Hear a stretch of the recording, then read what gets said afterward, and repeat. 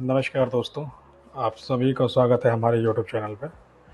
आज हम बहुत ही इम्पोर्टेंट विषय पे बात करने आए हैं।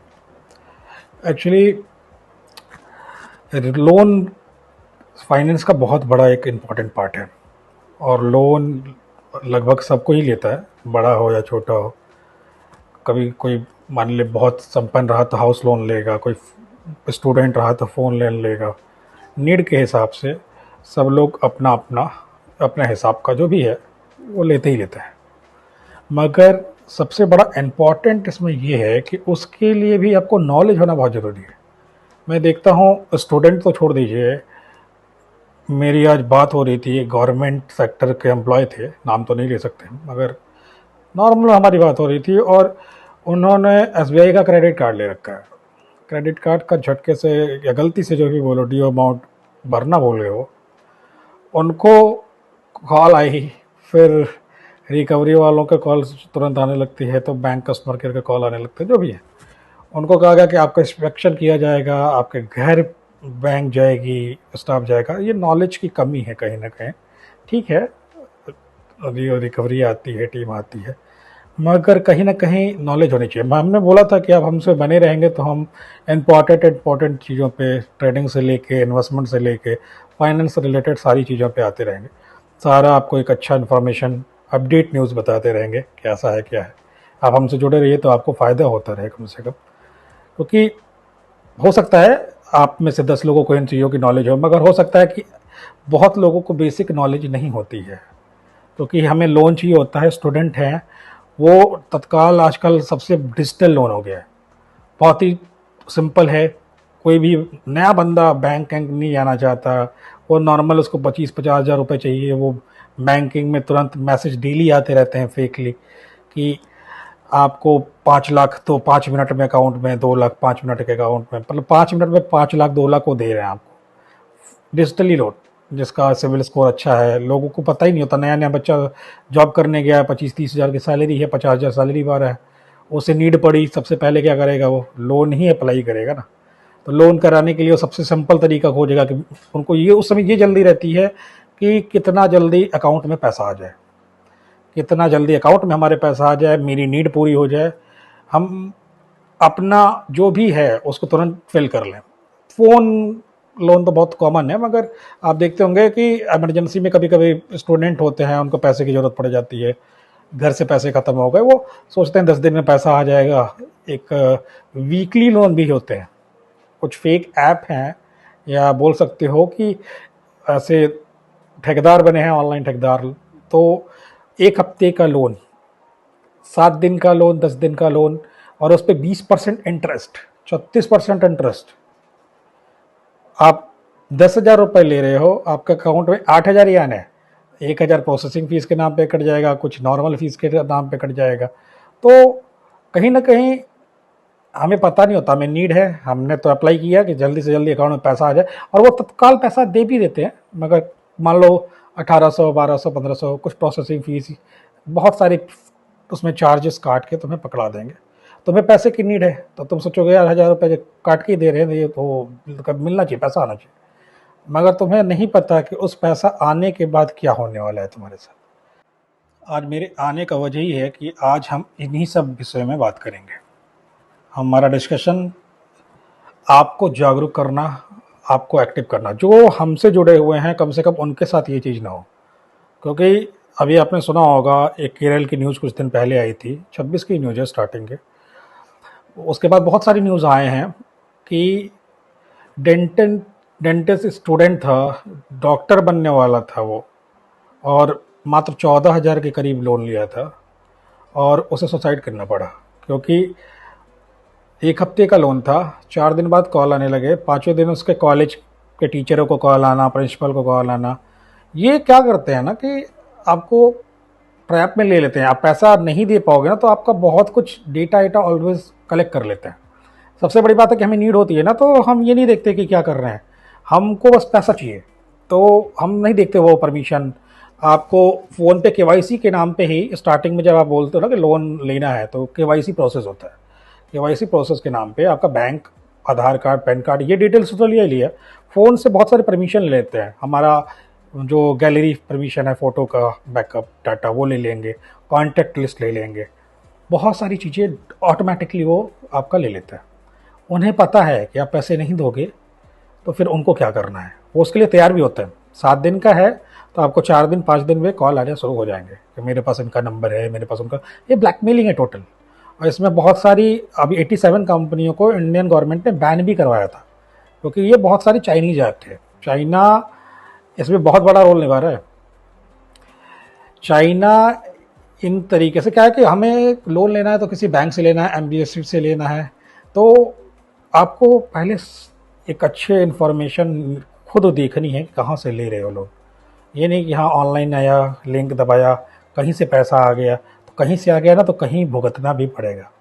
तो बैंक्स के भी रिकवरी बहुत ख़राब होते हैं, बैंक्स वाले खुद नहीं करते, मगर वो रिकवरी एजेंट को देते हैं। फिर ये रिकवरी एजेंट भी बहुत सारी चीज़ें फॉलो नहीं करते, अनऑथराइज चीज़ें करते हैं, लेटर लेके नहीं आएंगे।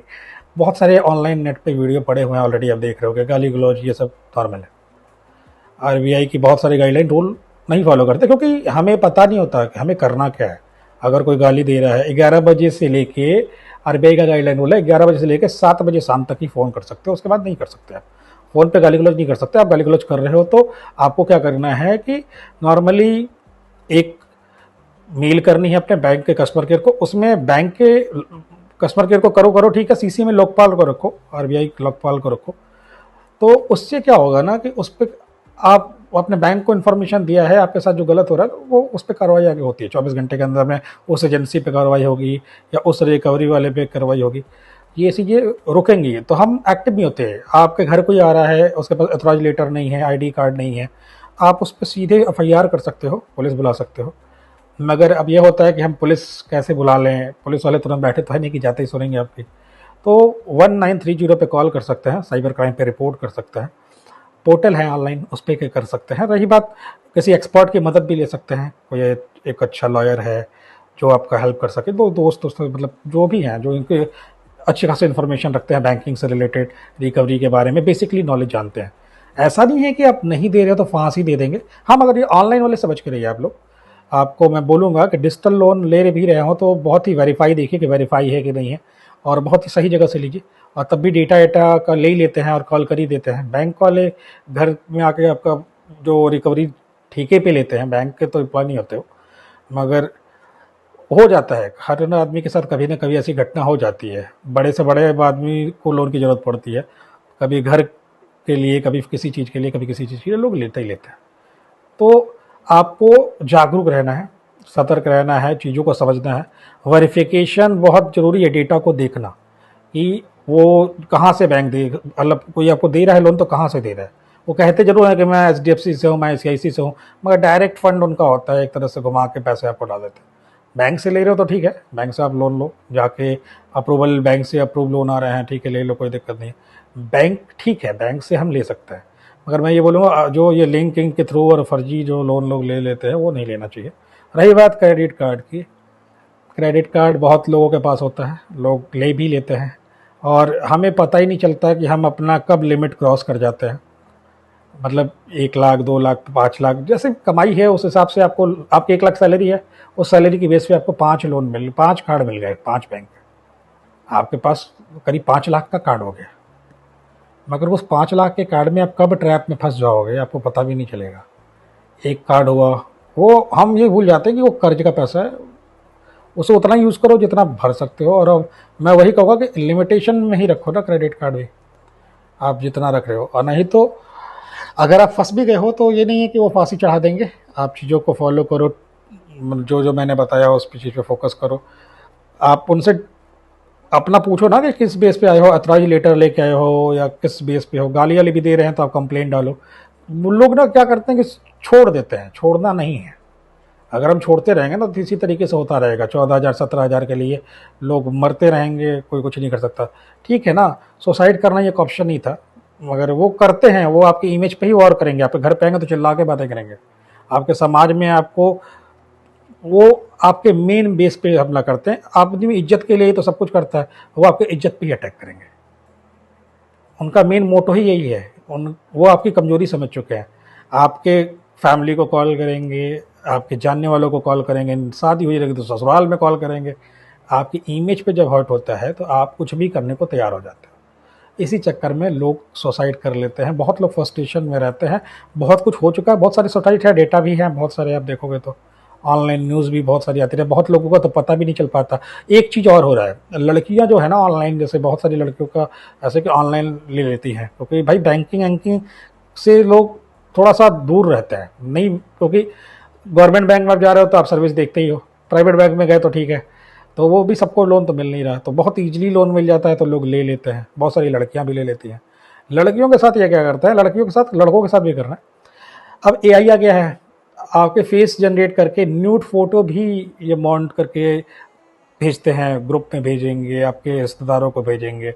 इनका एक तरह से डिजिटल गुंडे हैं ये। तो मैं जितना कहूँगा कि आप अपनी चीज़ों को जानो, इनसे सतर्क रहो, और जो भी आप परमिशन दे रहे हो ना उसको रीड करो। इतना जल्दी नहीं है, आपको इतने दिन लोन नहीं मिला तो आधे घंटे और नहीं मिलेगा, पढ़ लो। और लगे थोड़ा सा भी डाउट हो तो डिनाई कर दो जाके। आपका अगर सिविल स्कोर अच्छा है तो आप अच्छे जगह से लोन लो, एक बैंक से लोन लो। कम से कम वो डिजिटल चीज़ें और ये सब चीज़ें जो हो रही हैं वो तो नहीं होंगी। व्हाट्सअप पे रिकवरी वाले गाली गलौज करते हैं अगर आपने डिफ़ॉल्ट किया तो वो आपका डिफ़ॉल्ट पे, जरूरी तो नहीं है ना कि आप लोन ले तो डिफ़ॉल्ट ही करोगे। तो बहुत आप जो ले रहे हो वो भर भी सकते हो। कभी गलत भी हो गया तो ठीक है, बैंक वालों का थोड़ा सा ठीक है क्योंकि फाइनेंसिंग है भाई, वो ठीक है, वो ले सकते हो। मगर ये अर्जी फर्जी कंपनियों से थोड़ा दूर रहो। और मैं यही बोलूँगा कि थोड़ा सा अपने राइट्स को जानिए आप लोग, और नहीं नॉलेज है तो आप उससे अटैच होइए या उससे जुड़िए जिसको उसके बारे में पता हो, या तो कोई फाइनेंसर एडवाइज़र हो या कोई उस बारे में अच्छा बेसिकली जानता हो, तो आप उससे बात करो, आप उससे मदद लो। हाँ, मैं ये भी नहीं कहूँगा कि आप पेड करके जाओ, क्योंकि बंदा खुद ही कर्ज में डूबा है, कहाँ पेड करके जाएगा। हाँ ठीक है, जिसको अच्छी खासी इन्फॉर्मेशन आप जुड़ सकते हो, नहीं तो आप हमसे कमेंट करके पूछ सकते हो, हम आपकी फिर बिल्कुल मदद करेंगे। मैं आप लोगों को कुछ डेटा शेयर करना चाहूँगा कि डिजिटल फ्रॉड के चलते कैसे कितना अमाउंट, कैसे कैसे कितना गया, या कहाँ से ये सब हो रहा है, या डिजिटल फ्रॉड में इन्वॉल्वमेंट किसकी है। अभी तक तो डेटा में ये देखा गया कि चाइना का भी इन्वॉल्वमेंट आया है। 28,000 करोड़, 28,000 करोड़ हमारे इंडिया के थ्रू, हमारे लोन जो ये डिजिटल लोन के थ्रू ही किया गया, हमसे इंटरेस्ट लेके या हमसे कमा के डाला गया। चाइना 28,000 करोड़ रुपए हमसे कमा के ले गया। वो क्रिप्टो के थ्रू, अभी एक डेटा में आया था कि क्रिप्टो के थ्रू उसको ट्रांसफ़र किया गया था। अभी केरल में 718 करोड़ करीब पकड़ा गया था केरल में, ऐसे ही फर्जी ऐप। बीबीसी का एक डेटा था 2022 से 2024 का, 60% इसी लोन रिकवरी के वजह से, जो मैंने आपको बताया कि ये क्या क्या करते हैं, उसके चलते उन्होंने सुसाइड कर लिया। क्योंकि वो अवेयर नहीं थे, उनको पता नहीं था, या बोल सकते हैं कि पता भी होने के बाद भी कोई हेल्प नहीं करता, वो इज्जत के मारे किसी को बताते नहीं है, फ्रस्ट्रेशन अलग होता है। तो मैं ये चाहूँगा कि इस पर खुल के बात करो। आप लोग लोन ले लिए हो या कहीं ट्रैप भी हो गए हो तो आप, ऐसा नहीं कि लाइफ ख़त्म हो गई, उसके आगे बहुत कुछ हो सकता है। बहुत लोग बैंक करप्ट हो जाते हैं, बड़े बड़े लोग बड़ा एग्जाम्पल बहुत ठाठ से देते हैं, ये करप्ट हो गए, बैंक ख़त्म हो गया, इनके पास फाइनेंशियल कंडीशन ख़राब हो गई, तब भी वो जी रहे हैं, दूसरा बिजनेस स्टार्ट करते हैं भाई, अच्छा ग्रो करते हैं वो।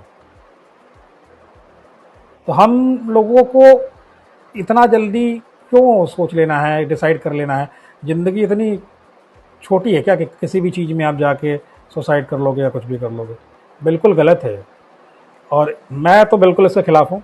और जो हमारे साथ जुड़ा है उसे इन चीज़ों में कोई भी दिक्कत हो, आप कमेंट करो, कमेंट पे रिप्लाई आएगा आपको।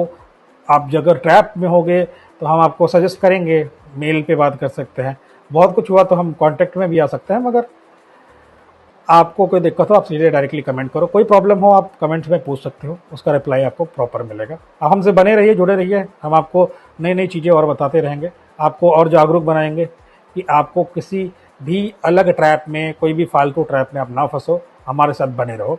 बाय बाय, मिलते हैं फिर।